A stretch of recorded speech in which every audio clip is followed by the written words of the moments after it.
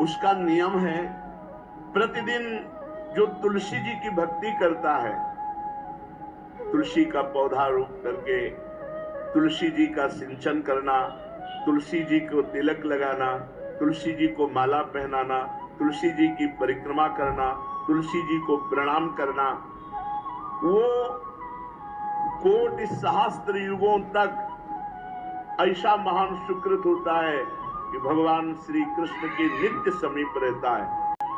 जब तक मनुष्य की लगाई हुई तुलसी की शाखा प्रशाखा बीज पुष्प सुंदर दल से तुलसी जी सुशोभित होती है, तब तक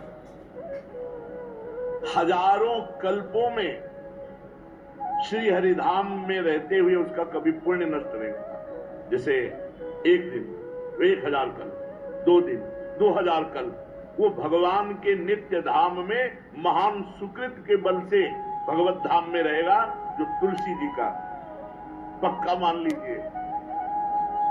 जब स्वयं श्री में से तो तुलसी जी रोपण करके तुलसी जी का एक वन लगाया और रोज नवीन नवीन मंजरी तुलसी दल लेकर प्रभु के चरणों में, कहीं न कहीं तुलसी जी की कृपा हुई।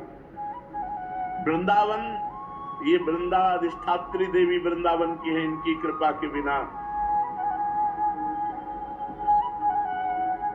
हे चंद्रानने, संपूर्ण पत्रों और पुष्पों को जो उतार करके सम्मान पूर्वक पहले प्रार्थना करनी चाहिए, हे वृंदा देवी, हे तुलसी जी, भगवान श्री हरि की पूजा के लिए या प्रियाजू की पूजा के लिए हम आपके कुछ मंजरी कुछ दल लेकर के सेवा करना चाहते हैं, आप कृपा करके मुझे दीजिए। और फिर उतार, ऐसे नोचना नहीं, बहुत सम्मान से बहुत प्यार से तुलसी जी प्रसन्न होती है।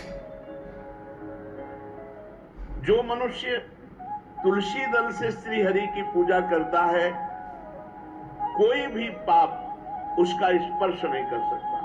पूर्व में किया हुआ कोई भी पाप उसको दंड नहीं मिलेगा, जो तुलसी जी की आराधना नित्य करता है।